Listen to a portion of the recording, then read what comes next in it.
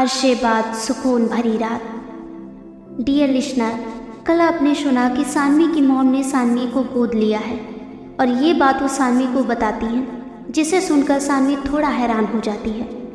वहीं वो ये भी बताती हैं कि वो नहीं चाहती कि किसी की भी जान को कोई भी खतरा या नुकसान हो, इसलिए वो बस सौरभ को सानवी की ज़िंदगी से बाहर निकालना चाहती थी।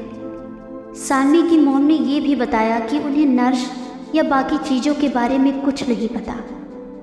अब आगे सौरभ उठते हुए कहता है, चलो सब बाहर बैठते हैं और सानवी, आज तुम और मैं दोनों मिलकर खाना बनाते हैं। और हाँ, अभी डरने की कोई भी ज़रूरत नहीं है। चलो अब दोनों बाहर चलो। सानवी अपनी मॉम के कंधे पर हाथ रखते हुए कहती है, मॉम चलिए ना, अब इतना परेशान मत होइए आप, सब ठीक है और आगे भी सब ठीक ही होगा। सानवी की मॉम सानवी की ओर देखते हुए कहती है, बेटा तू मुझसे नाराज़ तो नहीं है ना, और तू मुझे छोड़कर कहीं चली तो नहीं जाएगी ना। सानवी की मॉम की आंखों में आंसू भरे हुए थे, जैसे उन्हें किसी बात का पश्चाताप हो रहा हो। सानवी अपनी मॉम के आंसू पोंछते हुए कहती है, मॉम आप ऐसा क्यों बोल रही हैं? आप मेरी माँ हैं और मैं आपकी बेटी। आप तो मुझे कितना प्यार करती हैं, आप मेरा बुरा सोच ही नहीं सकती हैं। अब आप ये सब मत सोचो और चलो बाहर ड्राइंग रूम में बैठते हैं। और आपने अगर ये बात दोबारा की ना तो मैं आपसे बात ही नहीं करूँगी, फिर मैं ज़रूर कहीं चली जाऊँगी। अब जल्दी से चलिए। दोनों ही बाहर ड्राइंग रूम में चले जाते हैं और सानवी की मॉम वहीं सोफे पर बैठ जाती है और सौरभ और सानवी दोनों ही किचन में जाते हैं। सौरभ सानवी से कहता है, सॉरी जान, तुम्हें बुरा लगा होगा ना मैंने मॉम को इतना कुछ कहा, पर मैं बहुत ज़्यादा डर गया था, और डरता भी क्यों ना, बात ही ऐसी थी। वो तांत्रिक बाबा को देखकर मैं अपना आपा खो बैठा था, और मॉम का वो जंगल जाना सब कुछ मुझे बहुत ज़्यादा परेशान कर रहा था।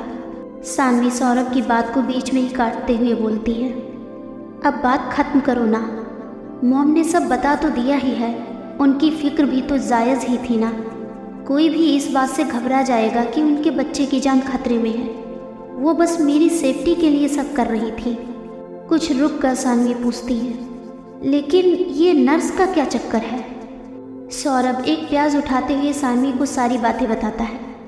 सानवी, वो कोई नर्स नहीं थी, पता नहीं कौन थी, लेकिन जो कुछ भी घर के अभिमंत्रित होने के बाद हो रहा था ना, वो सब उस नर्स की वजह से ही था। सानवी बीच में ही बात काटते हुए बोल पड़ती है, पर उस नर्स की हमसे क्या दुश्मनी, हम तो उसे पर्सनली जानते तक नहीं थे। सौरभ, जो कि वेजिटेबल्स चॉप कर रहा था, कहता है, सानवी ये तो नहीं पता, लेकिन ज़रूर उसे किसी ने भेजा था। कोई तो है जो नहीं चाहता कि सब ठीक हो। सौरभ मन ही मन में सोच रहा था कि कोई तो है जो बिल्कुल भी नहीं चाहता कि सब सही हो और मैं इस सब के पीछे का राज जान पाऊँ, तभी तो वो मुझे हर बार बिजी कर देता है। सौरभ का ध्यान ये सब सोचने में कहीं खो सा गया था कि अचानक चाकू से उसकी फिंगर में एक छोटा सा कट लग जाता है। सानवी सौरभ का हाथ पकड़कर उसे डांटते हुए कहती है, एक काम भी तुमसे सही ढंग से नहीं होता, देखो कितना खून निकल रहा है, कहाँ ध्यान है तुम्हारा, अच्छे से नहीं कर सकते हो क्या? छोड़ो, अब ये मैं खुद ही कर लूँगी, पहले मैं तुम्हें फर्स्ट एड तो दे दूँ। सौरभ सानवी को शांत कराते हुए कहता है, ओह मेरी मिस वार्ड, कुछ भी नहीं हुआ है, बस ज़रा सा ही तो लगा है, इतना परेशान मत हो। सानवी फर्स्ट एड बॉक्स लाते हुए कहती है, तुम तो चुप ही करो, इतना खून निकल रहा है और बोल रहे हो मैं ठीक हूँ। इधर लाओ अपना हाथ जल्दी से, और थोड़ा जलेगा, परेशान मत होना। सानवी परेशान होते हुए सौरभ को फर्स्ट एड दे रही थी और सौरभ बड़े ही प्यार से सानवी को निहारे जा रहा था। एक ही बात उसके मन में थी कि कोई कैसे इसका बुरा कर सकता है। बाहर से सानवी की मॉम आवाज़ लगाते हुए पूछती है, क्या हुआ, सब ठीक है? सानवी अपनी मॉम को जवाब देते हुए कहती है, हाँ मम्मा, बस ये सौरभ का थोड़ा सा हाथ कट गया है सब्जियां काटते वक्त, इसीलिए इसे थोड़ा डांट रही थी। सानवी सौरभ से कहती है, चलो अब बैठो तुम यहीं पर, मैं जल्दी से खाना बनाती हूँ।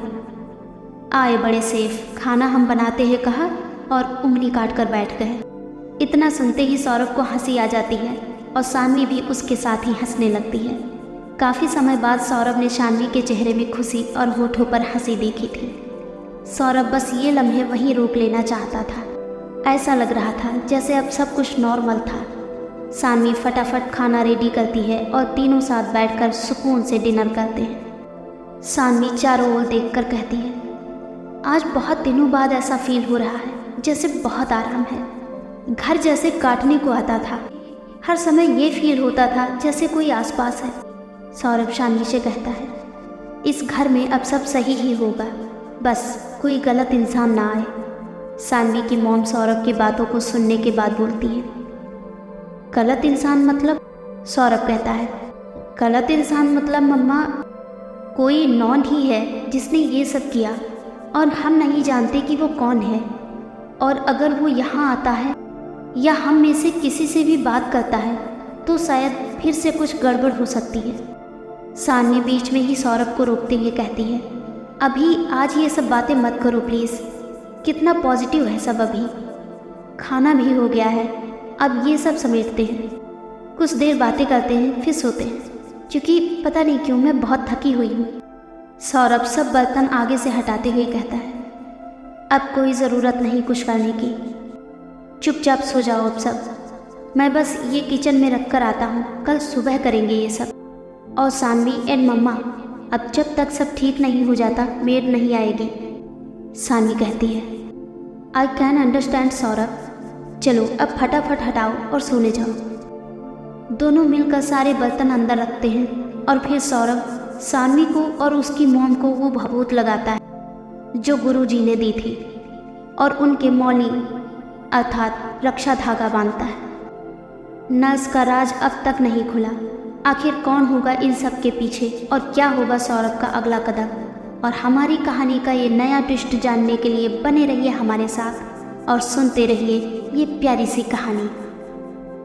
और हाँ, अगर आप चाहते हैं कि बिना किसी रुकावट के ये कहानी हर दिन आप तक पहुंचती रहे तो हमारे चैनल को सब्सक्राइब कीजिए और सुनते रहिए ये प्यारी सी स्टोरी रिश्ता पूर्व जन्म का।